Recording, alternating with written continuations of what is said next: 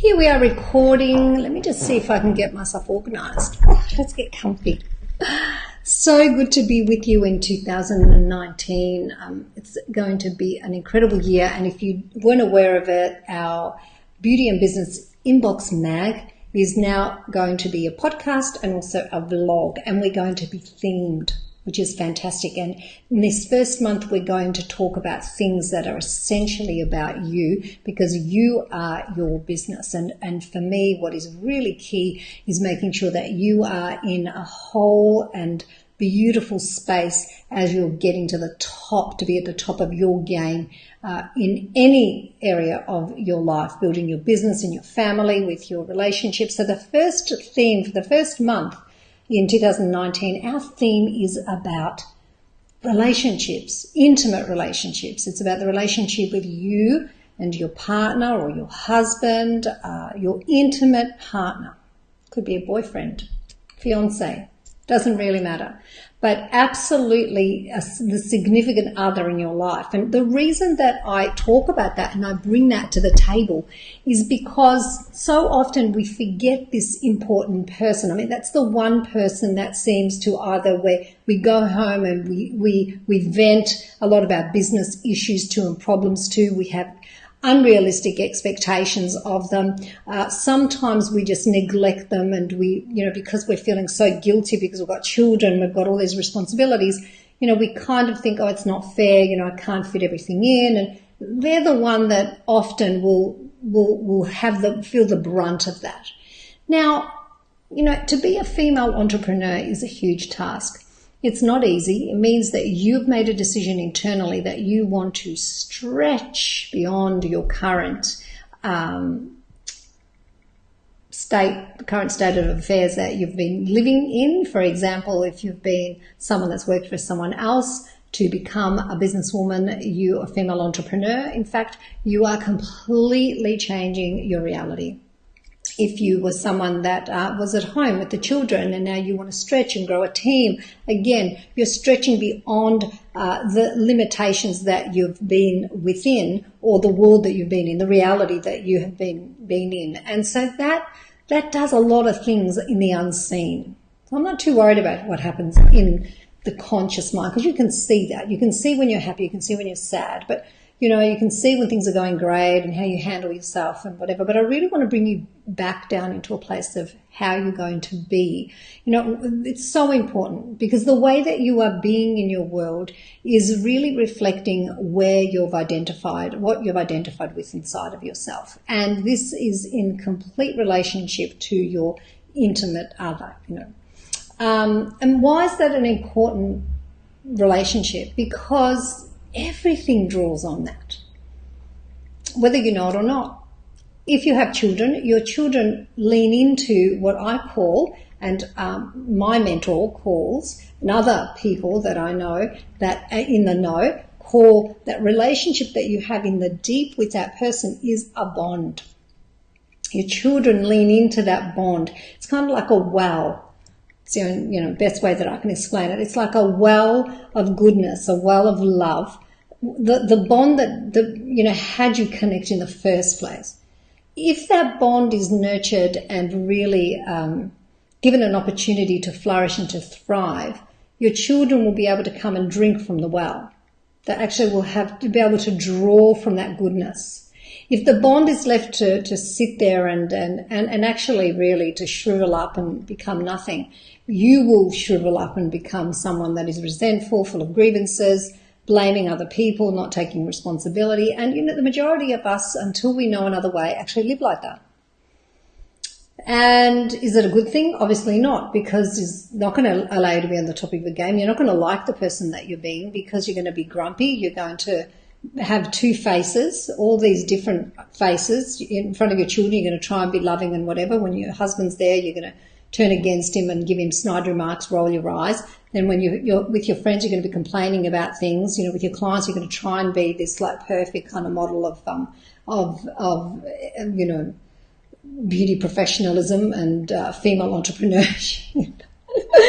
You're getting what I'm saying? You don't have to live like that. These are all these different kind of masks that we use when we don't know how to do the real thing. So the relationship with our husbands, when we have to understand what it's founded on in reality, not what we are led to believe through Disney and through fairy tales that have been misunderstood, have us believe. The other day I was watching The Huntsman, Snow White, with I think it's Liam Hemsworth. Anyway, I wouldn't even know. I'm terrible with actors' names. But anyway, it was with also the girl from Twilight. Can't even remember her name. But you probably can help me out. So I was watching it, and it's really interesting to me to watch these kinds of fairy tales because there's so much in them that you can draw from if you're looking at it from a perspective that is really, really honest. So to me, with Snow White, if we look at this fairy tale, Snow White is she falls asleep, and she falls asleep, and she has the wicked witch that puts her to sleep. So in other words, she's got that part. If we look at it all as this is a story that's happening inside of Snow White, right? The whole thing is inside her awareness. So she has the wicked queen, the darkness, right? The ego, the very egoic queen that's vain and looks in the mirror and says, who's the fairest of them all? She's the ego. She puts Snow White to sleep, who is the innocent, pure, her purity of heart. So the ego puts purity of heart to sleep, innocence, beauty, loveliness, kindness, generosity to sleep, and the ego takes over. And then, of course, the huntsman comes, or the Prince Charming, let's say the Prince Charming comes to give Snow White a kiss and wake her up from her deep slumber. And then he has to go and destroy the queen. I want you to consider this, that this is how we see love. We see love that we need to be saved, someone's going to come and save us. And then we project all of this dishonesty, really, this sort of false idea, this fairy tale. Oh, and of course they live happily ever after, right? He does everything she says, gives her everything she wants, and then she's going to be happy. Did I say that? It's not true, is it? But this is what we believe. I believed this for years, decades. I couldn't have a relationship to save myself because I kept projecting this dishonesty, this false idea of what love really is onto my partners, onto my world, on my mind. I was training my mind. I trained my mind to believe that was true. So here we are, Snow White. I hope you're following me. This is tough stuff to share, right, on a vlog. So Snow White is then happily ever after. But I want you to consider if this story, when it was initially written, not by Disney, interpreted by Disney, but it was written initially, that it really was about showing us what our internal world is like. That our sweet higher self, the prince, comes and gives us a little kiss and reminds us of our purity of heart and our innocence, and all of a sudden we wake up. And we don't have to destroy the wicked queen, like in the fairy tale. We can just really see that we don't have any interest in the egoic mindset, in survival mode, in fear. And then we see through that egoic mindset, and it just literally is gone. And we're awake and we live our life. So this whole fables and stories, fairy tales, when they were written initially in the olden days, they were written to give wisdom to the younger people of that generation. They were taken and they were turned into happily ever after stories that missed the true meaning of what the message in there was. So again, Snow White falls asleep. She chooses the ego, which is wicked queen. Her higher self can't do anything, but then at some point, it gives her a little kiss and it awakens her consciousness, and all of a sudden she's awake and she starts to see that I'm awake, and she's in her purity of heart. Purity of heart rises up, ego comes down. So this is an example, this fairy tale, of what goes on inside of us. And when we're in relationship with our husbands, if we're in relationships, our relationships coming from the identity of lack, I don't have enough, I need more love, I need more loving, I need more time with you, I need you to be more like this, you're just not the way you used to be. We're believing the fairy tale that something outside of us is responsible for our happiness. Instead of us, and this is really principle one in the power shift, instead of us recognizing that our fulfillment, our happiness comes from the giving of love, the sharing of love, the extension of love to another, we think it's about getting it from another, getting this perfect love from another, and then we're going to be happy. That is absolutely false, untrue. You never got it from your mother. You never got it from your father. You never got it from anyone. There was just no one that gives you perfect love, because even if there's, like, for example, I remember my mum, if there was an earthquake, she'd say to God, oh, God, what have we done? Don't you love us? It's just very, very crazy thinking. We have to retrain ourselves to look at our intimate partner as our equal, and we need to check in all the time, as often as we can, to retrain ourselves. What is my identity right now? What identity am I coming from? Am I coming from an identity of lack, or am I coming from my identity of purity of heart, fullness, and wanting to extend? Being grateful, having a look at the women in the world that want partners that don't have it. And, he doesn't have to be perfect for you to be happy. He doesn't have to give you everything you want so that you can be happy. He doesn't have to be the way you want him to be for you to be happy. You have to understand that. And it's in the tiny little bits and pieces of looking at, writing down every day. If you've got an issue with your partner, write down every single day. This is your takeaway. 3, 4, 5, 6, 7, 8, 9, 10, I don't care how many reasons that you're grateful to have him in your life. Doesn't matter what they are. It could be the tiniest little thing that when you wake up in the morning, you have someone beside you. Then when you go to bed at night, you have someone beside you. He takes out the bins. You have someone that cares to, just to go to the movies together, to someone to talk to, someone, because you've got to start somewhere. And you really do need to begin nourishing this bond. When this bond is nourished and it's flourishing, we're going to do more takeaways actually next week, but when this bond is flourishing, everything is easier. Think about it when you have an argument in the morning.